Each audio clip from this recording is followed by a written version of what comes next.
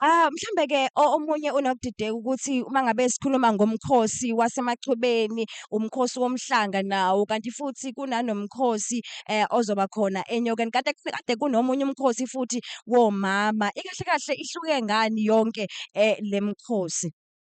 Muhle-ke lo mbuzo umsakazi. Uyabona nje uma ubhekisisa kahle ukuze sifike la, siye saba nosiyaya emhlangeni kuwo wonke ama-districts aKwaZulu-Natal. Ngoba-ke njengoba ngithe iy'ntombi ziyabuthwa nje, ngisho ukuthi hhayi ukuthi zibutha namhlanje, mihla namalanga kunonomehlo omama abazinikele ekutheni bakhulise iy'ngane zamantombazane. Ngesintu-ke awuyona ingane yakini, uyingane yani yesizwe, uyigugu lesizwe. Ngamanye amazwi-ke isizwe kufanele sibe yisona esikwaziyo ukuthi sikhulise ngendlela.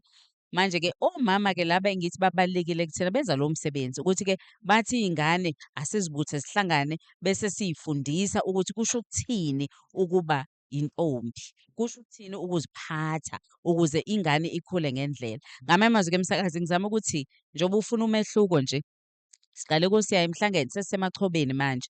Sisaqhubeka nawo umkhankaso wona lowo. Lana-ke sibheke nje umkhanyakude, ila umehluko khona khona. Le enyokeni sizobe sesibheke wonke ama-districts. Njengoba kade sithi siya emhlangane nje, siya impela-ke sonke sesiya enyokeni-ke ngomhla ka-14 nje sobe silaphaya enyokeni zonke iy'ntombi zaKwaZulu-Natal.